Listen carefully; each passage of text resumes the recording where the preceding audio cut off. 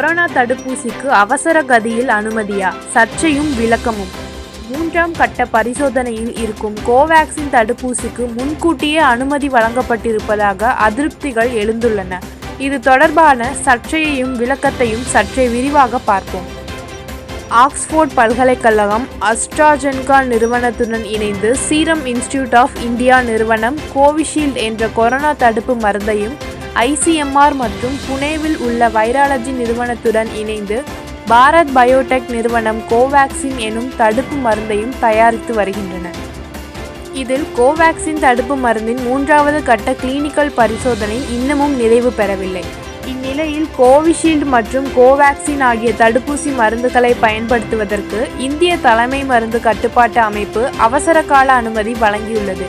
பரிசோதனை மற்றும் ஆய்வு முடிவுகள் திருப்தியாக இருப்பதால் இந்த மருந்துகளை அவசர தேவைகளுக்கு பயன்படுத்தி கொள்ளலாம் என தெரிவித்துள்ளது.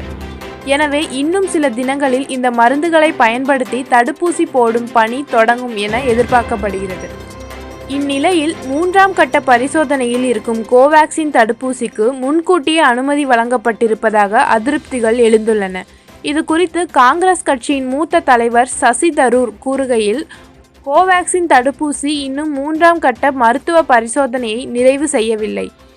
எனவே முன்கூட்டியே அனுமதி கொடுத்திருப்பது ஆபத்தானது. 3ஆம் கட்ட பரிசோதனை முடியும் வரை கோவாக்சின் தடுப்பூசியை தவிர்க்க வேண்டும் என்று சுகாதாரத்துறை அமைச்சரை வலியுறுத்துகிறேன். அதுவரை கோவிஷீல்டு தடுப்பு மருந்தை பயன்படுத்தலாம் என்றார். All India drug action network AIDAN என்ற சுகாதார கண்காணிப்பு அமைப்பு கோவாக்சின் தடுப்பு மருந்தின் செயல்திறன் குறித்த தரவுகள் இல்லாதது வருத்தமளிக்கிறது. மேலும் இது போன்று வெளிப்படைத்தன்மை இல்லாதது நிறைய கேள்விகளை உருவாக்கும். இது இந்தியாவின் அறிவியல் சார்ந்த முடிவுகளை எடுக்கும் அமைப்புகளின் மீதான நம்பிக்கையை வலுப்படுத்த உதவாது என்று தெரிவித்துள்ளது. விழுப்புரம் நாடாளுமன்ற தொகுதி உறுப்பினர் ரவிக்குமார் கூறுகையில், கோவாக்சின் தடுப்பு மருந்தை இப்போதைக்கு தமிழக அரசு பயன்படுத்தக்கூடாது. உலக அளவில் பின்பற்றப்படும் பரிசோதனை நடைமுறைகள் முழுமையடைவதற்கு முன்பே கோவாக்சின் என்ற கொரோனா தடுப்பூசியை இந்திய அரசு பயன்பாட்டுக்கு அனுமதித்திருப்பது மக்களிடம் அச்சத்தை ஏற்படுத்தியுள்ளது. எனவே அதை தமிழ்நாட்டில் இப்போதைக்கு அனுமதிக்க மாட்டோம் என தமிழக அரசு அறிவிக்க வேண்டும் என்றார். இந்நிலையில் கோவாக்சின் தொடர்பாக எழுப்பப்பட்டு வரும் சர்ச்சைகளுக்கு அதிருப்தி தெரிவித்துள்ளார் மத்திய சுகாதாரத்துறை அமைச்சர் ஹர்ஷவர்தன். இது போன்ற ஒரு முக்கியமான பிரச்சனையை அரசியல் ஆக்குவது ஏற்க முடியாதது, மிகவும் அதிர்ச்சிகரமானது. கொரோனா தடுப்பூசிகளுக்கு அறிவியல் பூர்வமாக வழிகாட்டும் நெறிமுறைகளை பின்பற்றி அவசரகால பயன்பாட்டிற்கு அனுமதித்ததை யாரும் நம்பிக்கை இழக்க செய்யக்கூடாது என கூறியுள்ளார். எய்ம்ஸ் மருத்துவமனையின் இயக்குனர் ரன்தீப் குலேரியா, கோவாக்சின் மற்றும் கோவிஷீல்டு மருந்துக்கு அனுமதி வழங்கப்பட்டது என்பது அவசர சூழலுக்குத்தான், அவசர பயன்பாட்டுக்கு பயன்படுத்தி கொள்ள அல்ல.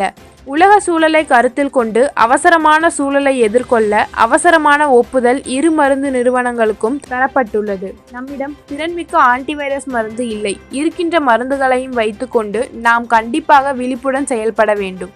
திடீரென கொரோனா பாதிப்பு வேகமாக அதிகரிக்க தொடங்கும் சூழல் உருவானால் அந்த அவசர சூழலை எதிர்கொள்ள அதிகமான மக்களுக்கு தடுப்பூசி போட வேண்டும். அந்த அவசர சூழலின் போது கோவாக்சின் தடுப்பு மருந்தை பயன்படுத்தலாம். அது மட்டுமல்லாமல் கோவிஷீல்டு எந்த அளவுக்கு வீரியமாக செயல்படும் என தெரியாத சூழல் இருக்கிறது. அதனால்தான் 2வது மருந்தாக கோவாக்சின் மருந்தை பயன்படுத்திக் கொள்ளலாம். உருமாறிய கொரோனா வைரஸை மனதில் வைத்துதான் அவசர சூழலை கொண்டு இரு நிறுவனங்களுக்கும் இந்திய மருந்து கட்டுப்பாட்டுத்துறை அனுமதி வழங்கியுள்ளது.